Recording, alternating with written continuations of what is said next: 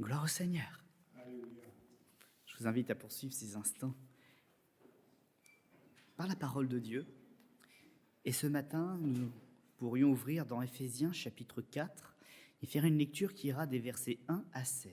Éphésiens chapitre 4, les versets 1 à 16. J'avais initialement prévu cette réflexion dans un contexte un peu différent. Puis j'ai bataillé pendant plusieurs jours, plusieurs heures, et je suis retombé sur ce que j'avais préparé pour cette autre circonstance. Donc je crois que nous ne devons pas résister à l'Esprit du Seigneur, mais partager tout simplement ce qu'il nous demande de partager. Éphésiens chapitre 4, versets 1 à 16. Je vous exhorte, c'est-à-dire je vous encourage donc, moi, le prisonnier dans le Seigneur, il est donc question de l'apôtre Paul, à marcher d'une manière digne de la vocation qui vous a été adressée. Dieu a un plan pour notre vie, c'est ça que ça veut dire. En toute humilité et douceur, avec patience, vous supportant les uns les autres, avec amour, vous efforçant de conserver l'unité de l'esprit par le lien de la paix. La paix relève donc d'une action. Ce n'est pas une personne d'un côté, une personne de l'autre, et comme on ne se parle pas, tout va bien, mais un lien de la paix. Il y a un travail à faire, vous efforcez de conserver. Il y a un seul corps et un seul esprit. Comme aussi, vous avez été appelés à une seule espérance par votre vocation. Il y a un seul Seigneur, une seule foi, un seul baptême, un seul Dieu et Père de tous, qui est au-dessus de tous et parmi tous et en tous. Mais à chacun de nous, la grâce a été donnée selon la mesure du don de Christ. C'est pourquoi il est écrit, étant monté dans les hauteurs, il a emmené des captifs et il a fait des dons aux hommes. Or, que signifie « il est monté » sinon qu'il est aussi descendu dans les régions inférieures de la terre. Celui qui est descendu, c'est le même qui est monté au-dessus de tous les cieux, afin de remplir toutes choses. Et il a donné les uns comme apôtres, les autres comme prophètes, les autres comme évangélistes, les autres comme pasteurs et docteurs, pour le perfectionnement des saints en vue de l'œuvre du ministère et de l'édification, c'est-à-dire de la construction du corps de Christ. Nous comprenons qu'il s'agit de l'Église, mais de l'Église intemporelle, jusqu'à ce que nous soyons tous parvenus à l'unité de la foi et de la connaissance du Fils de Dieu, à l'état d'homme fait, à la mesure de la stature parfaite de Christ. Ainsi, nous ne serons plus des enfants, flottants et emportés à tout vent de doctrine, par la tromperie des hommes et par la ruse dans les moyens de séduction, mais en professant la vérité dans l'amour, nous croîtrons à tous égards en celui qui est le chef, Christ. C'est de lui, et grâce à lui, et tous les liens de son assistance, que tout le corps, bien coordonné, formant un solide assemblage, tire son accroissement selon la force qui convient à chacune de ses parties, et s'édifie, se construit lui-même dans l'amour. Amen.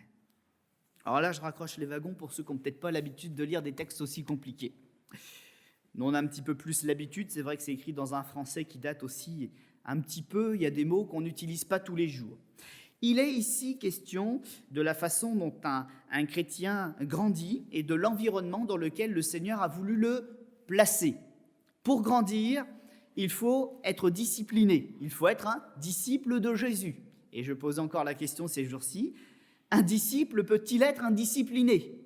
Par définition, c'est impossible.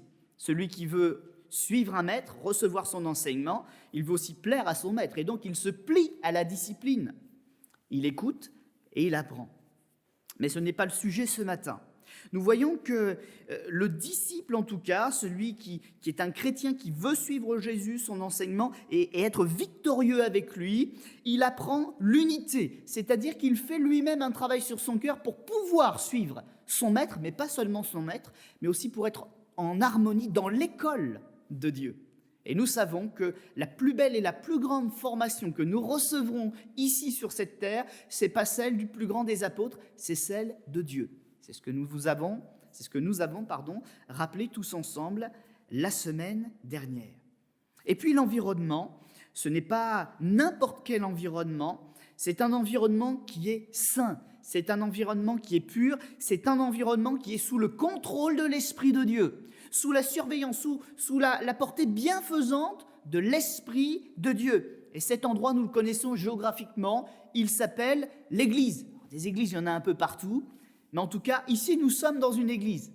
Et ça ne devrait pas être un régime humain, bien que le texte nous dit aussi que le Seigneur s'est choisi des hommes pour travailler, pour construire l'église. Mais en tout cas, le vrai maître en ce lieu, celui qui en est la tête, celui qui en donne la direction, celui qui donne la direction à toutes les églises, c'est le Christ, le Seigneur. Il est la tête, synonyme en hébreu et en grec d'ailleurs, du chef. La tête, c'est le chef. Il est au commencement de l'Église, il est le pilote de l'Église, il est le garant de l'Église. Et c'est son regard bienveillant qui fait que ce matin, nous serons bénis, frères et sœurs. Nous venons dans ce lieu avec la promesse de Jésus lui-même qu'il a placé ce matin en ce lieu, quand nous l'avons invoqué, un moyen de grandir, de nous fortifier, et même le mot est dans le texte, de nous perfectionner. Alors ce matin, nous serons un peu plus parfaits. Nous sommes en marche vers ce grand défi. Soyez parfaits comme votre Père Céleste est parfait. Impossible aux hommes, et c'est normal. C'est le miracle de la grâce. Le Seigneur nous transforme de gloire en gloire. Il nous emmène de victoire en victoire. Et rappelons donc qu'il en a lui-même qualifié quelques-uns, qui apprennent aussi, bien sûr, des autres hommes, de ceux qui sont passés avant, qui transmettent à ceux qui sont après. Mais il a mis dans l'Église, il a mis dans son école des enseignants de différentes natures. Certains pour travailler dans un monde enténébré, pour leur enseigner qui est Christ, et d'autres à l'intérieur pour vous accompagner et m'accompagner moi, pour nous emmener un peu plus loin et de faire en sorte, comme nous l'avons lu, de ne pas rester simplement des enfants, mais de parvenir à la stature, c'est-à-dire à la carrure, la même carrure dans laquelle nous avons connu Jésus, quand nous lisons les Écritures. La stature parfaite de Christ, de manière à savoir discerner le bien du mal. La nouvelle naissance, voilà le premier miracle qui l'accompagne. Nos yeux s'ouvrent à nouveau et nous comprenons, nous distinguons ce que Dieu appelle mal de ce que Dieu appelle bien. Et nous savons tout à nouveau faire la part des choses. Et Dieu nous communique, dans cette relation que nous avons avec lui, le pouvoir de dominer sur le mal, afin de le servir lui dans des œuvres qui sont bonnes. Ça valait le coup quand même de faire un peu le résumé. Entre le texte et ce que je viens de dire, je crois qu'on comprend peut-être déjà mieux.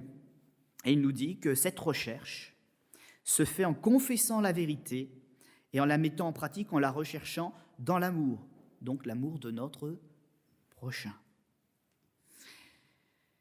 Je ne sais pas si le regard du monde entier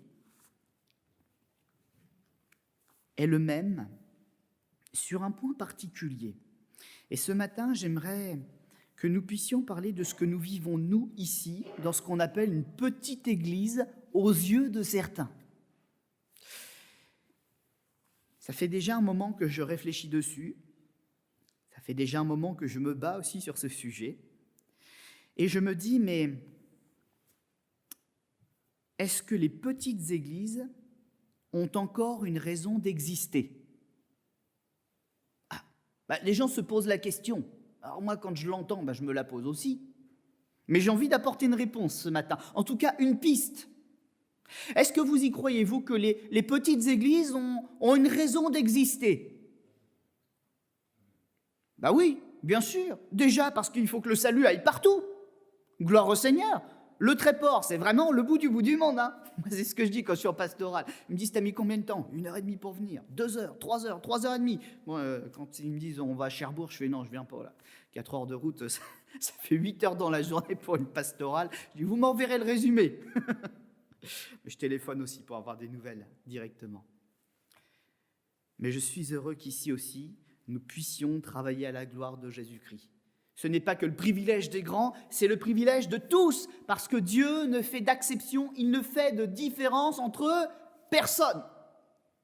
Alors voilà déjà la première raison, mais nous y reviendrons tout à l'heure. J'ai utilisé ce texte parce que je crois qu'il y a une réalité qui doit nous habiter plus que jamais, c'est qu'une petite église, ça c'est numériquement, c'est vrai. Mais il y a une autre réalité que bien souvent nous mettons de côté. C'est la stratégie de Dieu. Nous, les hommes, on regarde les grandes œuvres et les petites œuvres, et on se dit, s'il y a un problème, il faut conserver les acquis, il faut conserver les sources de richesse, les choses qui sont solides. Et puis, si on y arrive, on conservera aussi un petit peu les plus petits. Mais s'il y a des sacrifices à faire, vous savez, on ne le dit pas, mais c'est déjà dans l'esprit, dans la façon de réfléchir. Hein. C'est notre nature. Eh bien, on sacrifiera ce qui nous semble le plus petit, le moins douloureux à se séparer. Et ce texte que je lis avec vous ce matin, un texte qui est de l'inspiration divine de Dieu, hein, il me dit que dans le corps de Christ, tous, nous avons une utilité, un rôle important. Même le plus petit des membres, on aurait pu relire aussi d'autres textes qui sont dans Corinthiens et autres, même le plus petit des membres, il permet à tout l'ensemble de fonctionner comme il faut. Alors, bien sûr, si on parle de frères et sœurs qui doivent s'entendre, qui doivent travailler au lien de la paix, etc., ça veut aussi parler des assemblées, les grandes et les petites. Y en a-t-il des plus importantes que d'autres dans ce corps de Christ? Et moi, j'ai envie de répondre par l'Écriture, le Seigneur a voulu implanter les grandes comme les petites. Et si on perd les petites, demain on perdra les grandes. Et si on se focalise trop sur les grandes, on oubliera que les petites, elles ont des œuvres et leur importance. Et on s'endormira d'un sommeil de la mort.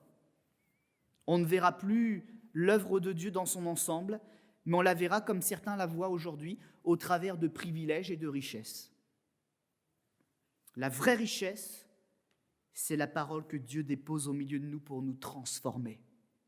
Voilà la richesse.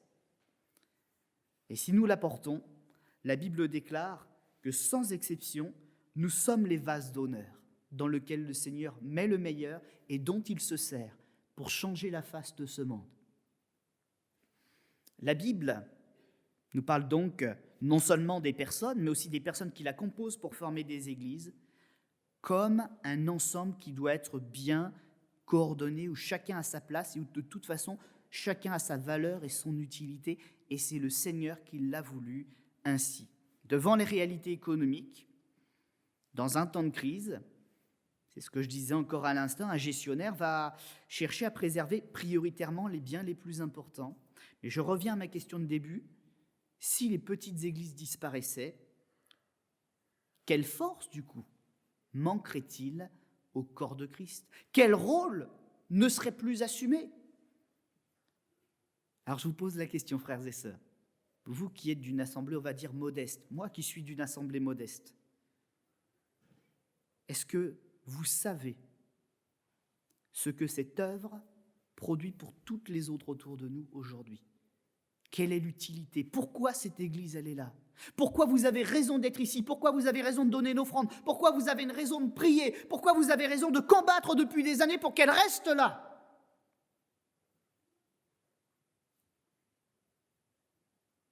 Je mets d'école ce matin. Hein. Je suis vraiment l'enseignant dans l'école, là. Moi, je vois une chose. Je vais parler un peu de ce qu'on comprend par l'expérience. Mais vous inquiétez pas, la Bible, elle en parle aussi. Hein. Ce que je dis ce matin, vous le retrouverez dans la parole de Dieu. L'expérience m'a conduit à une réflexion. Mais cette réflexion, on la retrouve parce qu'elle est, je crois, enseignée par le Seigneur, guidée par le Seigneur. Quand j'étais plus jeune, j'étais dans une grande assemblée et finalement, j'entendais des enseignements de qualité. Le pasteur que l'on avait, et même les stagiaires qu'il avait, ils étaient vraiment des érudits. Ils avaient, comme on dit, des cerveaux à 3 ou 4 étages. Et le pasteur, en l'occurrence, était quelqu'un de très influent parce qu'il avait une profondeur d'enseignement, de maîtrise, une capacité aussi au leadership qui était telle que la France entière était à l'écoute de cet homme. Moi, je ne le réalisais pas. Hein. J'étais petit, j'étais dans les rangs. Pour moi, toutes les églises étaient comme ça. Hein. J'apprenais, je découvrais. Et je ne réalisais pas le privilège d'avoir cet homme pour être à ses pieds et recevoir son enseignement. Et plus tard, quand il nous a quittés, d'être au contact de ces stagiaires qui étaient devenus des pasteurs, qui avaient la même carrure, la même stature, le même ancrage dans la foi et dans la parole. Mais finalement, en grandissant, j'ai réalisé que l'enseignement, c'est que le point de départ. Après, il faut vivre les choses. Et je me suis rappelé de choses qu'il a enseignées, des choses qu'il a dites, ou des choses dont la Bible parlait, mais que je n'avais jamais vues en vrai. Il faisait le vendredi soir des études bibliques, certaines étaient sur la démonologie ou les anges, et il leur parlait des fois le dimanche matin pour ceux qui n'avaient pas pu être là, mais il le glissait quand même comme une petite parenthèse pour raccrocher les wagons à tout le monde. Et j'en entendais parler. J'entendais du temps du réveil, alors des dizaines et des dizaines d'années avant, et les démons étaient chassés, et les personnes qui ne pouvaient pas marcher se mettaient à marcher. Il y avait des piles là de béquilles et de lunettes. Ben oui, merci Seigneur, gloire à Dieu, nos anciens rendent témoignage, et les jeunes. Qui l'avait vu dans ma génération, ou dans celle de mes parents? Quelques miracles quand même, mais pas autant. Et puis en grandissant, j'ai commencé, notamment au travers de mon cursus, à visiter beaucoup d'églises. Et là où j'ai vu des choses extraordinaires, que j'ai pu les expérimenter, c'était dans des églises plus modestes, où il y avait peut-être un peu moins de qualité dans les services, parce qu'il y avait une personne qui faisait 5 services qui étaient présente partout, c'était épuisant pour la personne. Alors elle n'avait pas forcément toujours le temps d'être derrière un bureau, à préparer son message pendant 4 ou 5 heures, à le méditer, puis à le reprendre, et puis elle n'était peut-être même pas invitée pour l'apporter ailleurs, mais faisait de son mieux. Par contre, dans ces frères-là, j'ai vu des gens qui savaient se comporter. Quand il y avait des démons, ils savaient ce qu'il fallait faire. Et quand ils ne savaient pas, ils avaient le Saint-Esprit, ils avaient un tel contact avec le Saint-Esprit que le Saint-Esprit leur disait à l'instant même, par révélation, ce qu'il y avait à faire. Et on voyait les choses se produire. Et j'ai vécu des choses extraordinaires. J'avais déjà connu quelques guérisons, et je n'en avais pas vu depuis un moment. Et puis un jour, je vais dans une petite église, 80 personnes, là, dans le sud-ouest de la France, et il y a un petit pasteur, un petit bonhomme qui est là. Bon, le nom était réputé, mais moi, je ne connaissais pas plus que ça, je connaissais le nom. Et je le vois prêcher comme j'avais entendu prêcher tous les autres frères. La différence n'était pas dans l'enseignement ni dans la façon de l'apporter. Elle était dans la personne qui était remplie du Saint-Esprit. Et il allait voir les personnes à la fin dans un message, excusez-moi, mais classique et banal au possible. Mais l'action de Dieu pouvait se faire. Parce qu'il était prêt à être le véhicule de l'Esprit de Dieu. Et quand il disait à la personne, tu as mal au dos, au nom de Jésus tu es guéri, la personne se pliait, elle touchait le bout de ses pieds. Ça faisait 20 ans qu'elle n'avait pas pu le faire. Gloire au Seigneur. Alors je réfléchis. Et je me dis que le plus important, ce n'est pas la meilleure des doctrines. Bien sûr, si on peut le faire, il faut le faire. Il faut être fidèle avec la parole jusqu'au bout. Mais il faut surtout être rempli de l'Esprit du Seigneur. Surtout. Nous avons le privilège, c'est malgré tout ce qui nous est arrivé, d'être encore une église de l'Esprit de Dieu, une église de Pentecôte. Nous n'avons rien laissé de côté quant à ce que le Seigneur, dans ses dons tels que nous l'avons lu, a voulu donner à son église. Voilà notre trésor. Voilà pourquoi peut-être aussi beaucoup sont tombés et que nous avons pu continuer. Et je me dis, il y a peut-être déjà là un élément de la bénédiction de Dieu et du pourquoi il nous a implantés parfois au milieu de territoires difficiles. Parce que c'est vrai, à bien y réfléchir, pourquoi les petites œuvres restent de petites œuvres? Alors qu'il y a des enseignants qui peuvent passer, que l'enseignement, il y a des livres, il y a des vidéos, il y a tout ce qu'il faut. Eh bien, c'est parce que souvent les églises, les petites églises ne grandissent pas parce qu'elles sont dans des foyers de population où il y a peu de personnes. Et le renouvellement, il n'est pas aussi fort que dans les grandes villes. Déjà, ça c'est un élément, le facteur numérique. Et puis il y a aussi la notion de culture, la notion d'éducation. Nous savons bien que les mœurs sont peut-être encore plus difficiles à la campagne que dans des grandes villes. Ici, nous avons peu d'associations, par exemple, pour assister les femmes battues. C'est une réalité. Qui les aide par chez nous? Quand elles savent que si elles parlent, elles seront encore plus frappées, que même les voisins, peut-être parfois, soutiendraient plutôt le mari que l'épouse qui est battue. Mais dans une grande ville, des structures sont apparues, de l'aide est donnée, des fonds sont débloqués. Mais qui se soucie de ce qui se passe là-bas, dans les lieux perdus? Il y a ces réalités. Et c'est pour ça que c'est si difficile aussi, pour une petite œuvre, de grandir. Mais nous avons un cœur pour le faire. Nous allons au rythme où nous le pouvons. Et nous ne nous lassons pas, malgré tout ce qui arrive, de proclamer la vérité et de demander au Seigneur de nous ouvrir une brèche dans les fortifications de l'adversaire pour en sauver encore jusqu'au bout. Les petites églises devraient porter sur leur front ce mot, c'est persévérance, parce que c'est ce que nous sommes. C'est facile de travailler quand il y a le confort, les finances, les administrations, le regard favorable des autorités. Mais les ministères de Dieu, la vocation, le mot utilisé, c'est vocation, où se lève-t-il vraiment? C'est dans l'adversité que l'on reconnaît les serviteurs et les vraies servantes de Dieu. Les petites églises, je les vois comme cela. Pour reprendre un terme biblique, ce sont des sentinelles. Elles sont comme des tours dressées en plein milieu des fortifications ennemies, où elles surplombent les lieux où l'ennemi s'est installé. Elles voient de loin et puis elles renseignent les frères et sœurs. Et parce qu'elles sont aussi armées par les armes de l'esprit, elles empêchent aussi le mal d'aller trop vite. Elles lèvent les barricades. Peut-être qu'économiquement, nous ne sommes pas attirants, mais stratégiquement, nous sommes véritablement le bouclier de nos frères et de nos sœurs. Vous savez que la Bible dit « Soyons sel et lumière ». La lumière, c'est la connaissance, c'est la visibilité. Ça, souvent, ce sont les grosses églises. Mais les petites, c'est le sel. Partout où il faut freiner la corruption, dire à quelqu'un qu'il fait mal, se lever, quitte à risquer sa vie pour dire à telle personne « Non, la violence, ce n'est pas la réponse ». Et bien souvent, les chrétiens sont tout seuls dans ces endroits-là. Et ce sont les petites églises. Et depuis des siècles, elles ne grandissent pas, mais elles permettent aux autres de grandir. Leur action freine la corruption. Nous sommes dans notre vocation. Il est une bonne chose que les petites églises existent, que nous pensions à elles, que nous prions pour elles. Il y a aussi, attaché aux petites églises, des réalités.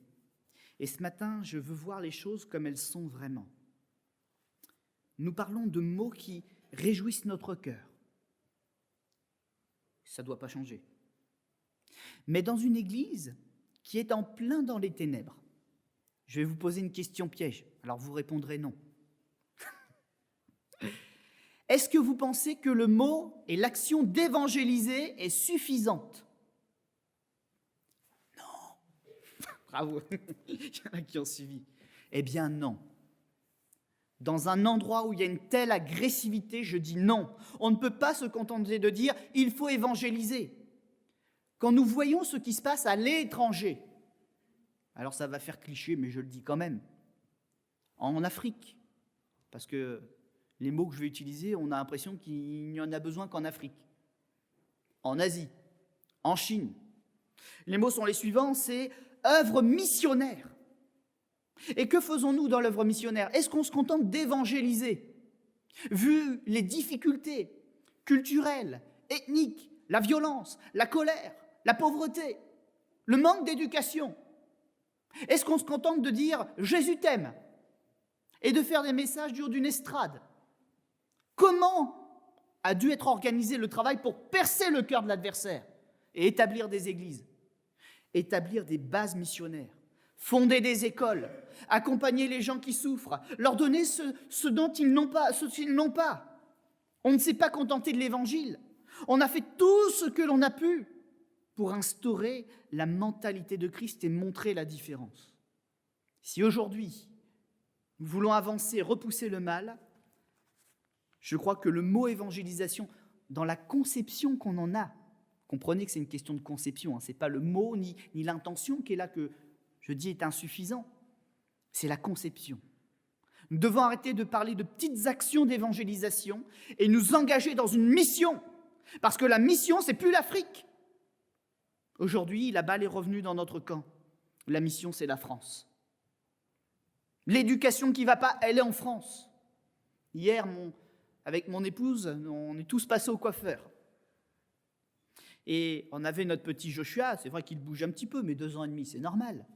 Mais là-bas, il a été mignon, parce qu'il ne connaissait pas, du coup, il avait son comportement, comme quand il n'est pas avec papa et maman, avec des étrangers, il était bien. Avec nous, bon, turbulent, un petit peu turbulent, mais voilà, il connaît. Et là-bas, il était comme un cœur. On lui a dit de s'asseoir, il a été sage. On lui a dit de dire bonjour, il disait bonjour. Vous savez qu'il ne dit pas facilement bonjour en ce moment, hein. Il est dans sa phase. Et puis, à un moment, la coiffeuse, qui a eu aucun mal à le coiffer, elle lui dit, est-ce que tu veux un petit peu de gel? Alors il regarde, je crois qu'il n'a pas trop compris, mais il dit, oui, s'il vous plaît. Moi, j'étais fier, j'ai bien éduqué mon petit. Et après, il dit, merci, madame. Et elle dit, bah, franchement, ça fait du bien quand on a un enfant qui nous parle comme ça, parce qu'il y a longtemps que ça ne nous est pas arrivé ici. L'éducation. Un peu d'éducation, vous voyez le bien que ça fait? Ça m'en a fait à moi, et ça en a fait à ces femmes qui travaillaient là-bas.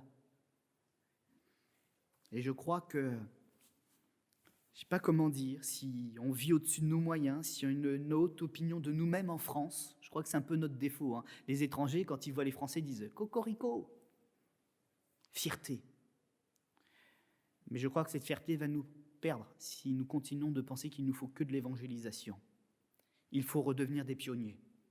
Il faut revenir aux sources de notre mouvement. Il faut revenir aux sources de ce que Dieu nous a confié au début quand il nous a dit « Je vous confie la Pentecôte, je vous confie l'Esprit ». C'est là qu'on doit revenir. On ne sera peut-être pas plus nombreux demain, mais avec une mentalité différente. Envoyer un homme en Afrique, une femme en Asie, ils bâtissent l'œuvre de Dieu. Seuls. C'est ingrat.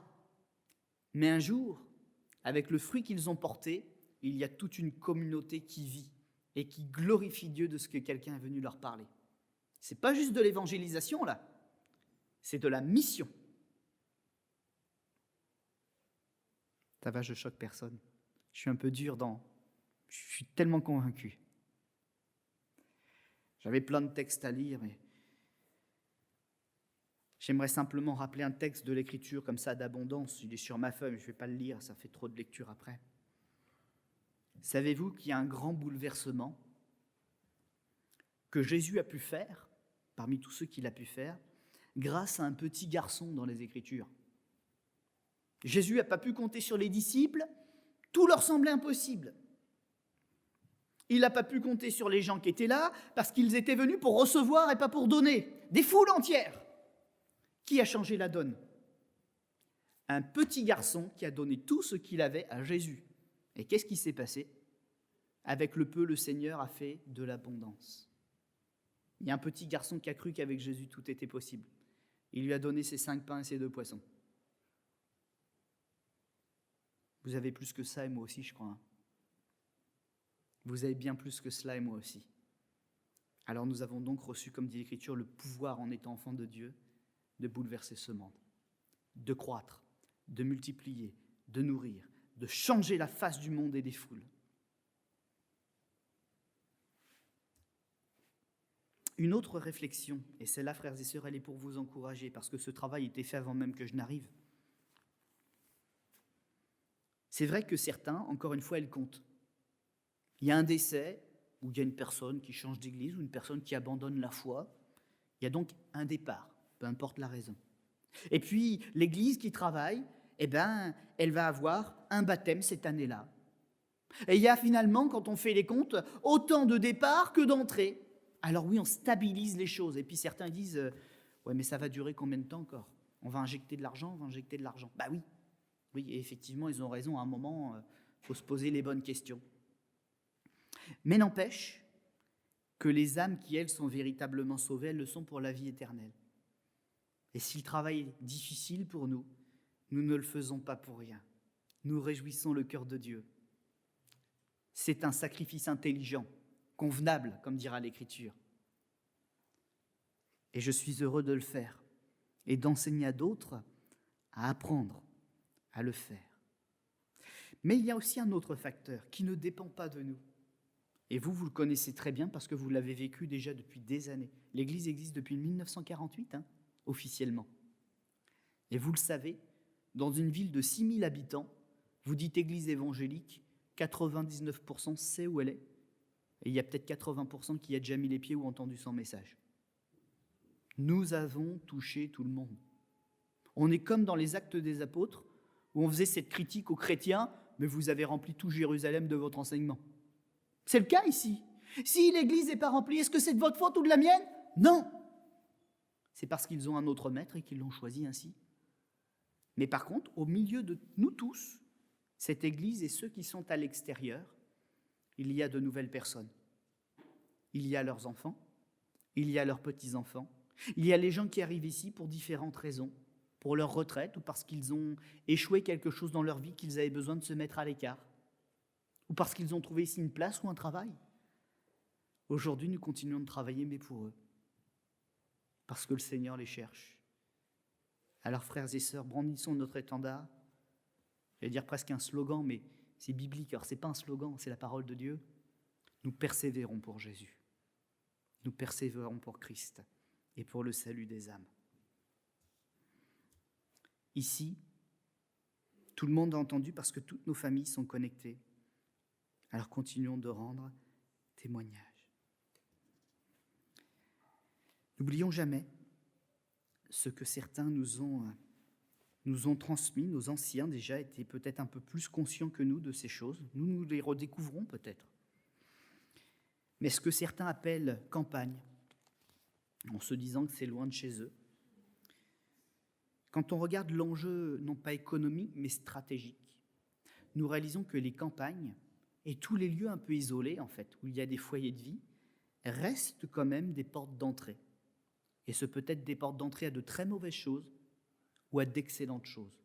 Une personne se convertit dans une famille, toute la famille va suivre, parce qu'il voit la gloire de Dieu changer les personnes et des miracles se faire. Et une église apparaît. Ça, ce sont les bonnes choses. Mais une personne qui n'entend pas parler de l'évangile, qui reste dans ses péchés, dans sa profondeur, dans sa noirceur, dans 4 matins, il laissera peut-être au travers de lui une séduction passée, une secte, un gourou, un sorcier. Et là, ce sera la porte d'entrée pour des choses extrêmement mauvaises. Vous savez, tout ce qui entre finit toujours par se répandre autour. Je le disais, si nos frères qui ont de l'abondance sont des lumières, il n'empêche que nous sommes le sel. Et nous avons besoin des deux pour être victorieux dans les œuvres que nous entreprenons. Dans Ésaïe, il y a une lecture, j'aimerais qu'on puisse la faire ensemble, parce que je crois qu'elle doit vraiment être dans notre cœur.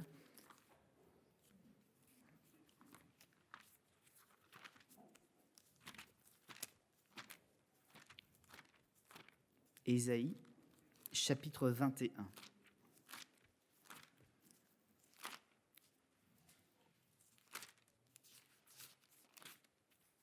À partir du verset 1er jusqu'au verset 10.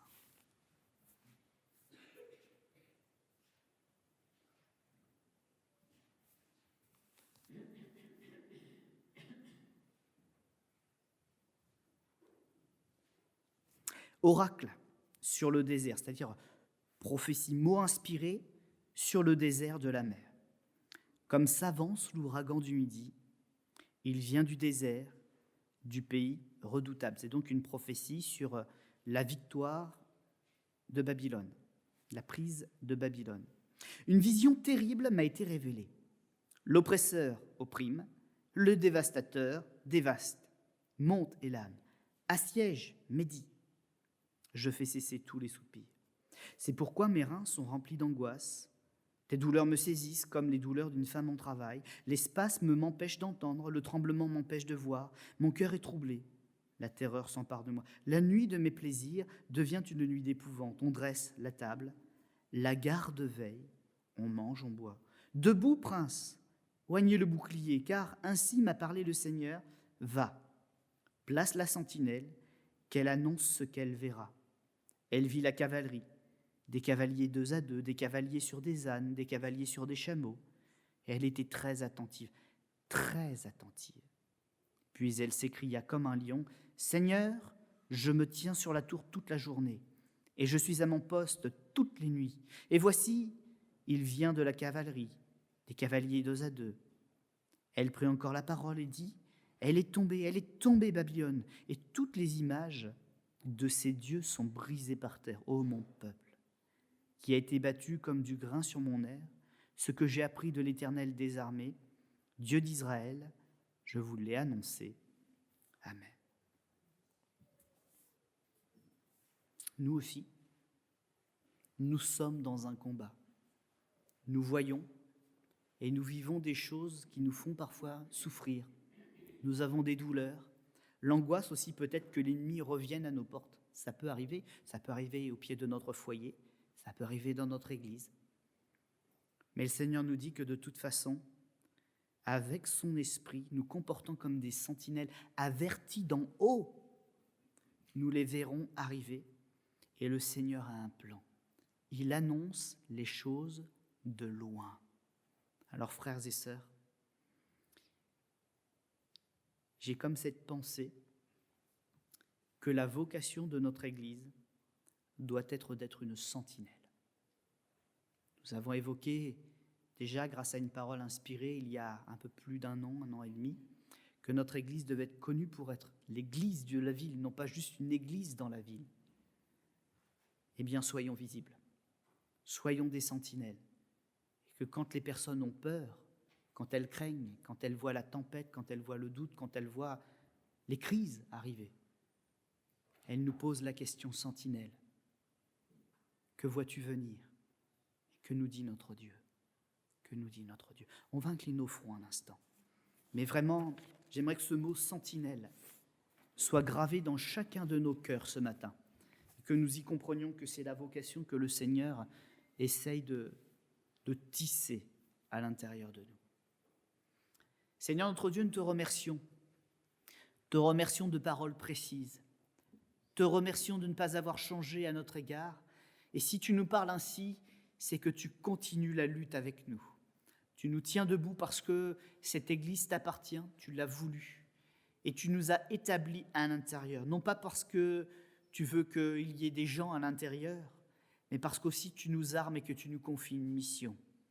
Alors Seigneur, nous ne voulons pas juste utiliser des mots qui sont notre vocabulaire habituel, mais nous voulons réfléchir sur l'implication que nous devons avoir.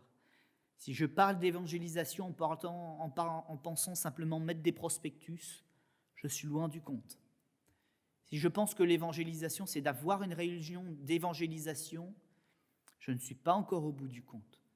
Mais je dois établir, fonder l'œuvre de Dieu, rejoindre mon prochain dans sa douleur, lui communiquer les paroles de Dieu qui le fortifieront et l'amèneront à une foi saine, forte, équilibrée, et à glorifier le nom de son Dieu et de son Sauveur. Amen.